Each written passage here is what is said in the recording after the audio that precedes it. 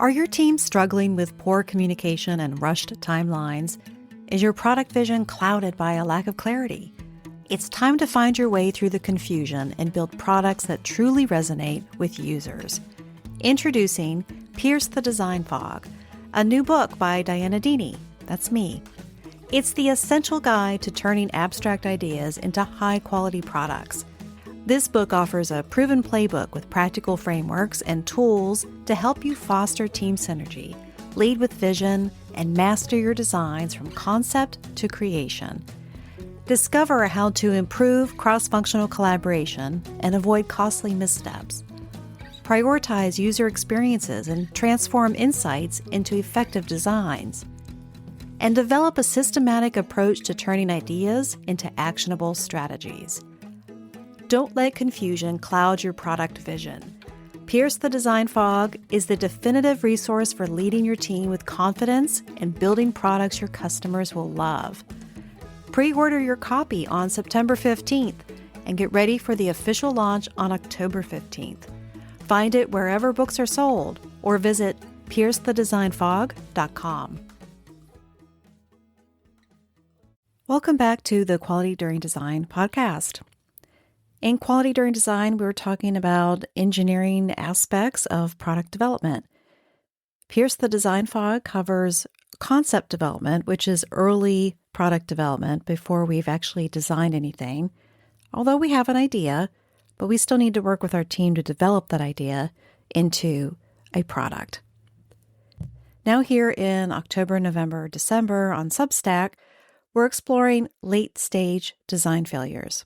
So we're through product development, we've already settled on a design, we're verifying and validating it, and we've found a problem or a hiccup, or there's a decision we need to make and we're not that confident in it. This is different than planning things out ahead of time when there's a space of cool heads and calm planning. This is more of an emergency situation. Something unexpected came up and we're trying to address it. In the last episode, I talked about evidence stacking. In October, we identified more about the problem, describing it, and assigning a confidence level. And that gives us a starting point to do other things. It gives us an inkling of what activities we should do based on the problem that we're facing. It also gives us a starting point for stacking evidence. Because if we are 40% confident in something, how do we get to 80% confidence? So we can start looking at stacking evidence to be able to get to the confidence level that we need. Today, I want to talk about how we can choose the right sequence of activities to boost our confidence efficiently without wasting time and cost. Let's talk more about it after this brief introduction. Welcome to Quality During Design, the place to use quality thinking to create products others love for less time, less money, and a lot less headache. I'm your host, DIANNA. I'm a senior quality engineer with over 20 years in manufacturing and product development and author of Pierce the Design Fog. I help design engineers apply quality and reliability thinking throughout product development, from early concepts through technical execution. Each episode gives you frameworks and tools you can use. Want a little more? Join the Substack for monthly guides, templates, and Q&A, where I help you apply these to your specific projects. Visit qualityduringdesign.com. Let's dive in. Here's the scenario. I described it a little bit in the introduction, but let's get a little more into it. Late stage failure, what do we do about it? We've already assessed the risk of it, meaning we've identified what kind of impact it has and our confidence level in it, and that's helping us to make decisions on what to do. And now we also recognize that we can stack different tests or analysis methods to be able to get us to a more confident decision. Again, these are really useful tools in the heat of the moment. It helps us to avoid those knee-jerk reactions, and it gives us a systematic approach to be able to solve a problem that everybody's panicking about. You can also use this in your planning in the earlier stages of product development. But for now, we have a problem. We already have evidence. We have a low confidence. It's a high impact to our project. What do we do first? At this point in the project, well, let me back up. at any point in the project, we're always considering time and cost. In late stage development, when we're in late stage development with these surprises are introducing a time and cost debt. I want you to think about when you're deciding what to do first to improve your confidence level is to think of 3 dials. Think of time, cost, and your confidence boost.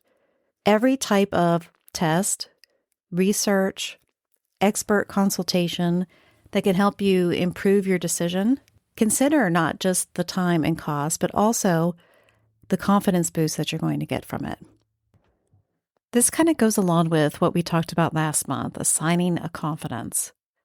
As engineers, we would do well to get better at assigning confidence in some of our decisions, and then be able to back that up with the reasons why we're assigning that type of confidence level, whether it's our uncertainty, whether it's the level of impact, what is leading us to that uncertainty.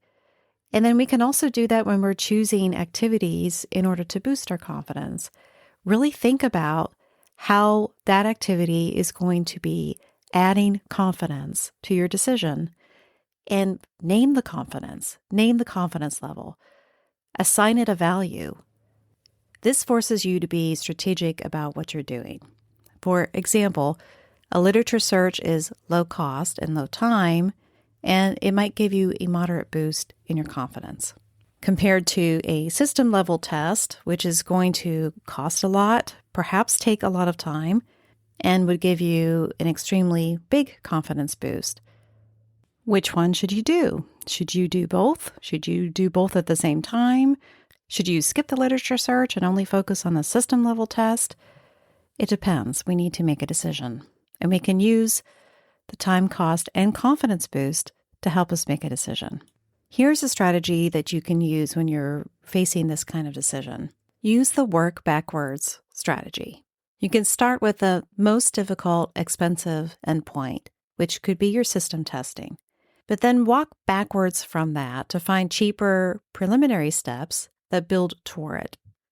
If your options are literature standards, consultation, analysis or simulation, component testing, and then system level testing, maybe don't just jump to system level testing. And maybe don't just do them all at once, trying to fast track your decision. Think backwards from what you think you might need to these earlier problem-solving methodologies, like the component testing or the analysis and simulation. Always consider those 3 dials: time, cost, and confidence boost. I know that this concept isn't foreign, and as you're listening to it, it probably sounds pretty obvious because we're engineers. We're trained to be able to work through problems like this, to be able to make decisions.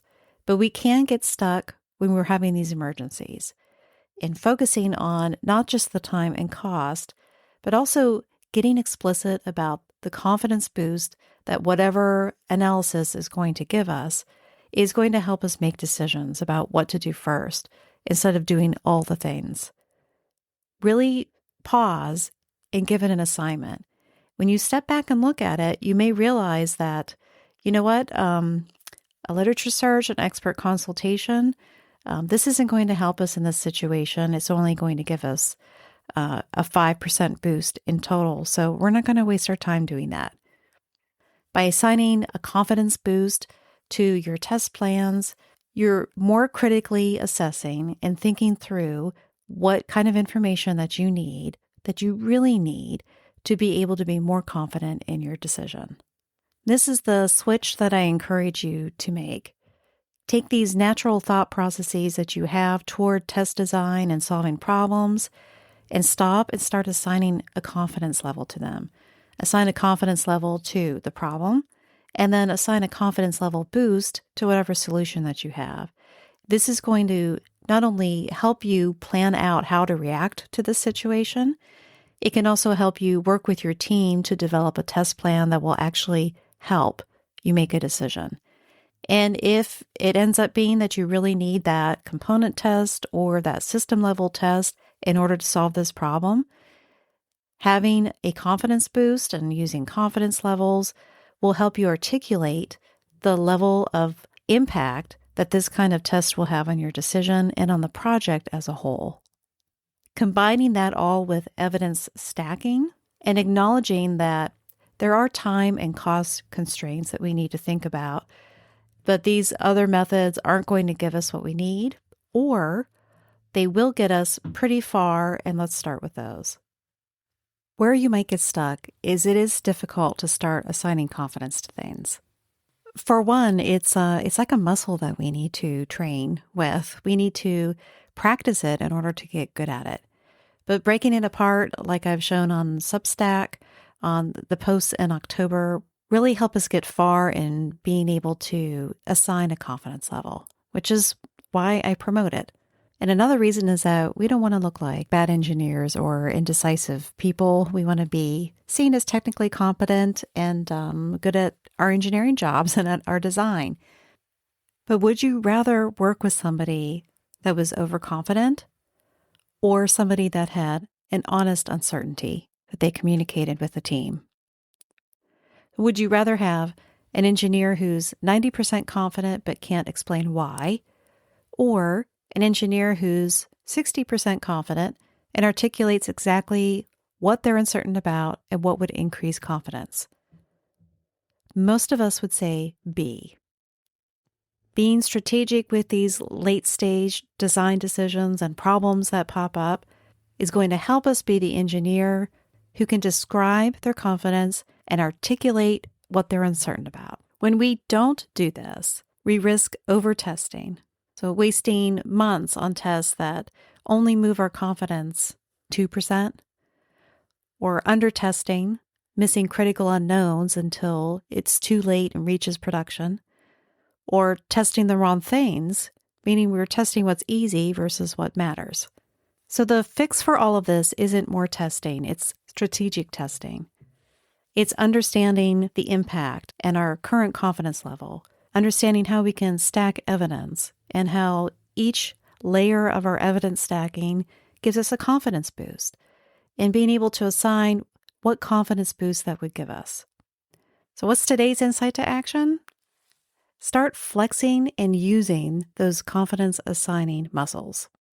Start using it in your planning, your test planning sequences, and start using it when you're reacting to problems and issues that come up later in development. It will help you to make better design decisions.